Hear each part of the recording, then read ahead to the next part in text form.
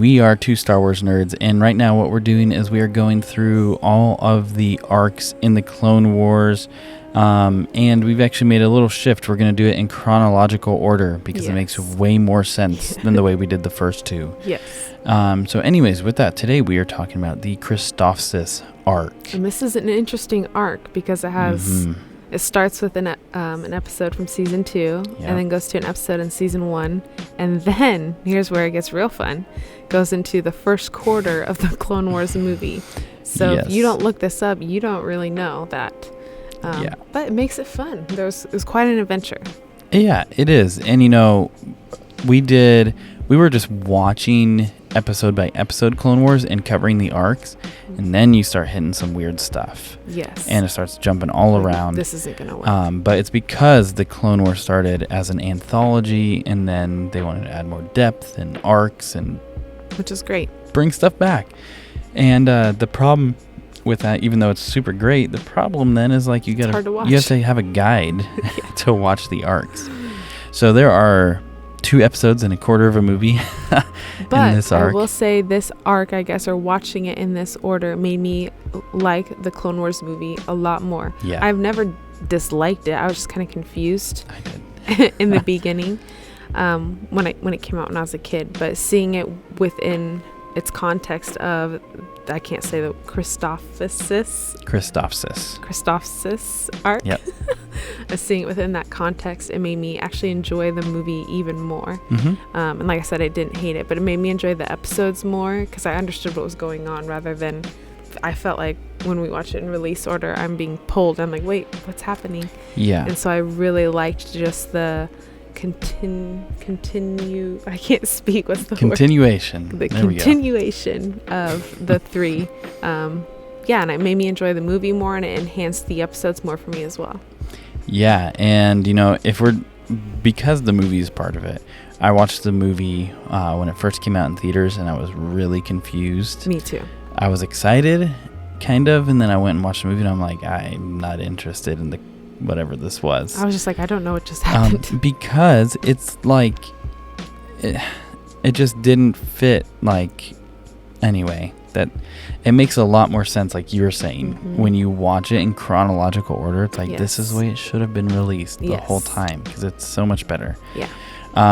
So diving deep into the arc, I want to say the episodes, but I have to say the arc. So first in season 2, we have the episode Cat and Mouse, and basically this is the one with Admiral Yularen, Obi-Wan, and Anakin and the clones versus Admiral Trench. And the cloaking ship. Yeah, it's super cool. So basically, there's a blockade for Christophsis, or outside of Christophsis, and they're basically at war with Admiral Trench to end the blockade, and then they find out indeed that it's Admiral Trench, and they're like, hey, we need to change our strategy. We're going to lose if we go against him. Right. And so then they decide to do this mercy mission, a supply run with a really cool ship that you can talk about. But basically there's even an Easter egg before that, where Bail Organa says, help us, General Kenobi, you're our only hope. And then in comes your favorite, the ship. I just thought the ship was awesome. It was pretty big, and it could be invisible, and it had some pretty cool missiles, and I liked the way Anakin maneuvered to hit the, what's it called? The bridge of Trench's ship. That was super cool, and you could just tell he saw it coming, and he was like, crap. Yeah, and so basically what happens is Admiral Trench has fought ships with cloaking devices, and he's locked onto their magnetic signature, and basically Anakin lets the cloaking device down so he would lock onto the magnetic signature, and they fire torpedoes at him, and then he goes straight to the bridge. They can't get their shields up because they just brought them down, all of this stuff. So the bridge is bombed, and he makes a supply run. Yes. Super cool. You see more of Anakin, where he's like, I'm going to do things my own way. And you have these clones around him who know that's how things go. Right. For me, this was really cool because it was just war, strategy, blockades, politics, bombing. And then it transitions, which you really liked. Yeah, this one is my favorite in the arc. So basically, it transitions then to ground warfare in season 1, Hidden Enemy, and basically there's this ambush that happens with battle droids, and even the Jedi are bested. And basically they get the head of a tactical droid, and they find out it has all of the plans and all of the discussions they've had. Yep. And so they're like, there's a traitor, and they're like, oh, somebody left their comm link here, and they've been listening to everything. So like the current plan to basically change up what's going on, they already know, is already changing. And they find out it's a clone, and so they do all this work, and they find out that it's one of their brothers indeed, which is so sad. It's a traitor who at the hand of Ventress was manipulated. Yes. I thought this one was super cool. I really enjoyed it. And you get to see Ventress. Ventress is that's the first time you see her chronologically, so that's awesome because we like Ventress.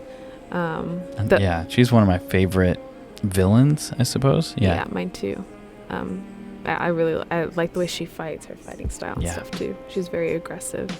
But with Slick being the traitor, that was just heart-wrenching almost to me, because just you see throughout all of Clone Wars, you see how they love each other, like they call each other brother, and I know that in his perspective, he's doing the right thing to save his brothers, but in reality he just screwed them all over, which is sad that one of the brothers, the traitor. That just broke my heart, but it was I think this is weird, but like a cool storyline, or like a cool plot device. It's a great storyline. Yeah. I don't think that's weird at all to say. I mean,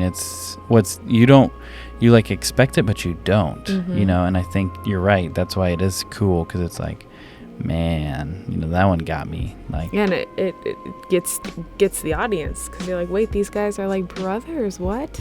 Yeah, and you're like, I didn't know that was possible. I didn't either. It's cool. So for me, already Order 66. Yeah, that's a whole nother video. We'll get there. When you look at Cat and Mouse big scale, and then you transition down to Hidden Enemy ground scale, it takes it a step further in the movie, and it does get the first quarter of the movie. Yeah, it does get a little weird, because there's like, really the whole movie is really about Jabba's son's arc.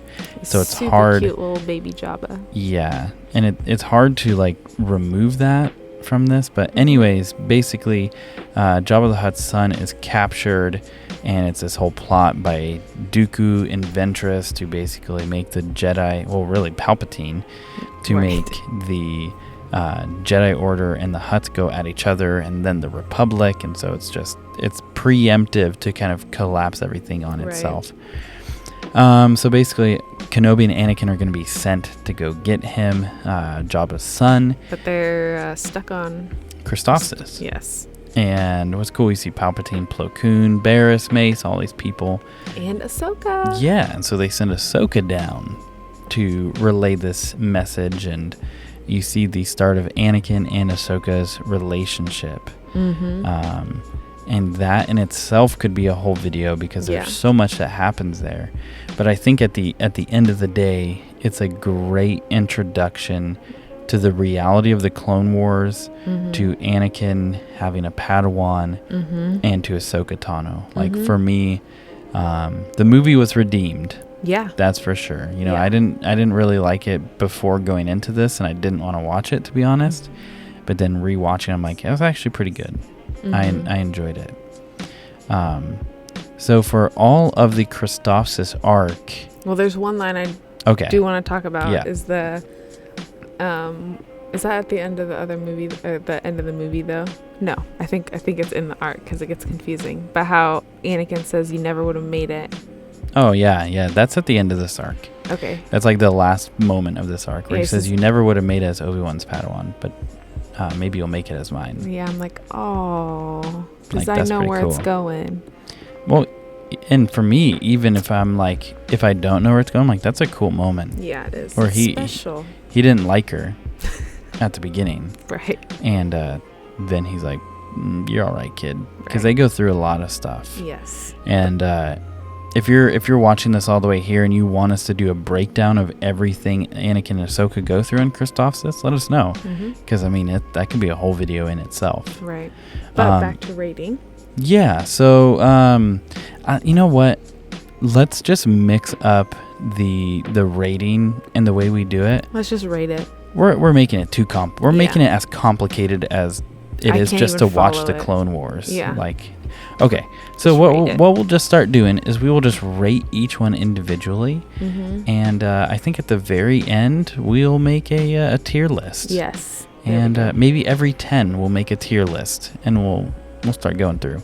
So, out of 10, where does this sit for you? 7.5. Oh, okay. You like the half numbers. I do. They're safe. You're like, not quite a 7. Okay, that's cool. If I remember right, the Malevolence arc was a 7 for you, and then what was the next one? What was that arc called? I don't remember. Well, that's why I got a 6.5. Yeah. Out of 10. But for me, this one sits at an 8 out of 10. I liked it a lot. It was a lot of fun. And maybe that'll change when other ones come into play. Maybe that number will shift down. But restarting for me, 8 out of 10. It's a great start. Yeah. Yep. Really good. But with that, if this is your first time watching this, or if you've watched a few of these, we're going to go through every single arc, all 44 of them in the Clone Wars. And we're going to talk about every single one. And at the end, tier list them all. So with that, we are two Star Wars nerds, and may the Force be with you always. Always.